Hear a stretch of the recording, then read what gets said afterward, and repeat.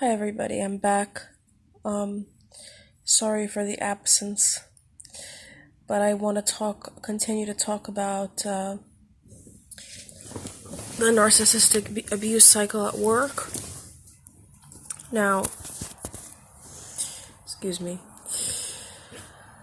for the lighting, it's kind of dark in New York now. We have kind of murky weather and it was drizzling today. But anyway, back to what I was going to say. Now, at some point, the victim or the targeted employee, I would say TE, but that's too cheesy. Anyway, the targeted employee starts getting moral lessons from people that are inherently immoral.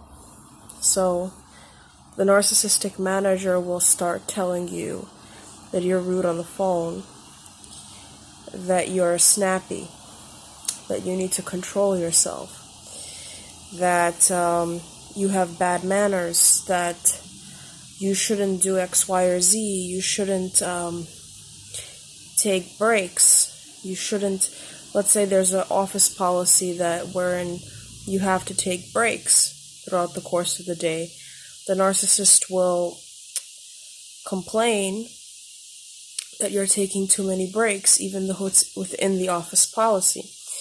Maybe even the narcissist will rewrite the office policy 7 times to feel as though they're in power, to feel as though their voice is louder than that of the other employees. Now, mind you, a lot of the times, narcissistic managers are precisely the sort of people that slack off, that text their boyfriend, that don't care about their job, that could care less if the company goes up in flames. The only thing they're looking for is their fix. The feeling that they are empowered to destroy people, that they are empowered to make people jump whenever they walk into a room. This is what all narcissists are there for. So where does this workplace mobbing come from? Well, let's define workplace mobbing first of all. Workplace mobbing is when there's a targeted employee that is constantly being berated by the other employees within the office. Not all of them, but some of them. And nothing is being done about it. So it's as if it's the same thing that you would experience if you were being targeted by a schoolyard bully. Except in the case of the schoolyard bully, the teacher, the guidance counselor, or perhaps another kid would step in and break up the fight because another kid may have your back. But in this case, nobody has your back. Because if you are the targeted employee and people start defending you, then they become targets. So it's all about the power structure of the organization. Who's in charge? Is it an even-handed boss? Is it a boss that cares about his employees, that wants them to do well? That believes that if he treats his employees well, that his profits will increase, that the image of his company will be genuinely good, and people will come back to him? What sort of boss is it? What sort of management is it? Because if you have a bad boss and a bad management that is filled with toxic people, it doesn't matter what you do. That's the key point that everybody needs to know. It doesn't matter how much you duke it out. It doesn't matter how much you try. Because these people are out to get narcissistic supply. They would rather tarnish the image of their company than avoid getting narcissistic supply, because you're dealing with a crackhead. You're dealing with a person that is addicted to other people's pain. I'm going to repeat that again. You're dealing with a person that is addicted to other people's pain. And it doesn't matter where you put them. You could put them on a roller coaster, or a merry-go-round, or a corporate office, or on a cliff, or on Mount Everest. They will still be out for exactly the same thing all the time. And irrespective of whether or not you respect yourself and know exactly how to deal with narcissists, it is not pleasant to be in an environment with them, because if you're not being abused, other people are being abused, other people are being taken advantage of. And if you have empathy, that in and of itself will be stressful for you. The fact that you have to think that you're in a room with narcissists is stressful for you. And why do people mob? Why do people rally around narcissists in these sorts of environments? Because the narcissists have the power to revoke their paychecks. Because the narcissists have access to their livelihoods. And so if you want to see the worst in humanity, the worst possible case scenario in which everybody is rallying around this person just for money, then you can stay in a narcissistic workplace. You get what I'm saying? It's like, no matter what you do, if your environment is toxic, you will be affected by it in some way, shape, or form. And because you're in the office for 40 hours, 50 hours, 60 hours a week, that's a huge chunk of your life. So ask yourself if it's really worth it to stick around toxic people. Because your values do not coincide with their values. If you're watching this video. If you're watching this video, chances are you're the sort of employee that cares about their job, that believes in a meritocracy, that believes that people should be rewarded according to their efforts, that believes in being in good customer service. You are a threat to the narcissists within the workplace precisely because you are a valuable employee. Narcissists not only are looking for narcissistic supply, they are also looking for people to decline. To decline in intellect, to decline in achievement, to decline in self-esteem. And they will stop at nothing. And they will constantly push and push and push until you feel as though you're not worthy. You're not as worthy as you actually are. And people may say things like, well, you need to be strong and you need to know your worth. And, it's on you if you allow other people's opinions to threaten your self-esteem. And to some extent, that is true. To some extent, that is true. If you're going down the street and somebody catcalls you or says something nasty to you, that is not supposed to ruin your day. But the difference between that and this scenario is that you can't escape, or at least you feel as though you can't escape the situation. And that's a very fundamental difference. Because if you feel as though you can't escape a situation, it will wear on you with time. Because in allowing other people to abuse you, or in allowing other people to be near you, to get the opportunity to abuse you, you are devaluing yourself. That is just the way it is.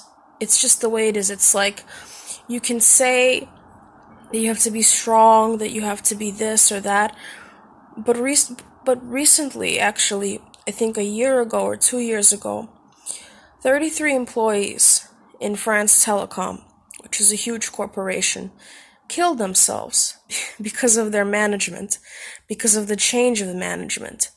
And the management was narcissistic.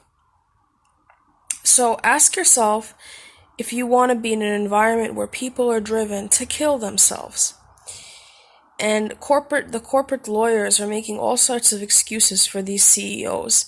And saying things like, well, France Telecom is a huge company, it has lots of employees, and they're from all over the world. So this is just a paltry sum of people, and the reality is that other people don't kill themselves. But in all honesty, that doesn't matter. It shouldn't matter. It shouldn't matter because this is not where you belong. You don't belong in a corporation or a company or anything where people are okay with sadism. Because in participating in sadism, you either become a passive observer of sadism, or you become a sadist, or you become a masochist. That's the reality of the thing. This is the reality of the situation, is that violence in any form perpetuates more violence. It brings out the worst of your character, and that is the way that things work. If you push a person for a long enough time, they will be driven to places where they don't want to go. And the narcissists know this, and they make a living off of this. They make this their life mission. And by removing yourself from that, by non-participation in this sort of workplace violence, you are sending a message not only to yourself, but to other people. And I'll give you a very, very good example of this. Recently, I was in a company, and I openly said to one of my coworkers that it's not worth it to change for your boss, because it was a company where everybody accommodated the boss. Now, whether or not that person takes that on board or considers it is irrelevant, because the fact is that I stood up for myself. I basically set a boundary for myself. And in setting a boundary for yourself, you also open the possibility for other people to wake up and to set boundaries for themselves, and to say that this is not acceptable behavior for this person, and it shouldn't be acceptable behavior for me. And who knows, maybe that would be the inspiration for that person to start looking for another job. You never know. You are what you do at the end of the day. So if you're sticking around a workplace where people are incredibly sadistic, envious, jealous, aggressive, belligerent, and combative, then that becomes your world. That just becomes your world, and that's just the way it is. You can't completely separate yourself from your environment. You can try. You can think of all sorts of psychological defense mechanisms that you could employ to justify why you're here, why you're observing this gaslighting behavior, these employees that are working their asses off and getting treated like crap by a manager that doesn't lift a finger, that's filing their nails and ratting on people. Like, you can justify that all you want, but that's not what you deserve, and that's not where you belong, and that's not where you should be, and that's not where people should be, and what people are supposed to be. And when you set that new normal for yourself, that new paradigm, then you get a step closer to healing yourself and to healing your sense of dignity and your sense of boundaries. Because if you're watching this, you know what happens when you let your guard down, when you allow people to cross your boundaries. It's not a pretty picture, is it? And so you have to treat yourself almost like an alcoholic in recovery. A normal person who hasn't had a crash with a narcissist may be able to tolerate them, may be able to pretend, may be able to kowtow to them. But when you have that one drop of narcissism, when you have that one drop of emotional sadism, of gaslighting, that's enough to set you off. Just like it's enough for an alcoholic to binge drink when they take one sip of some sort of malt beverage.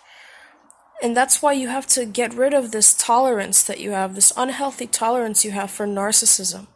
It's the same thing. You're destroying yourself by staying in these environments. And you have to say no at some point to that self-destruction if you want to recover. And that's what I wanted to say. Take care. Kisses.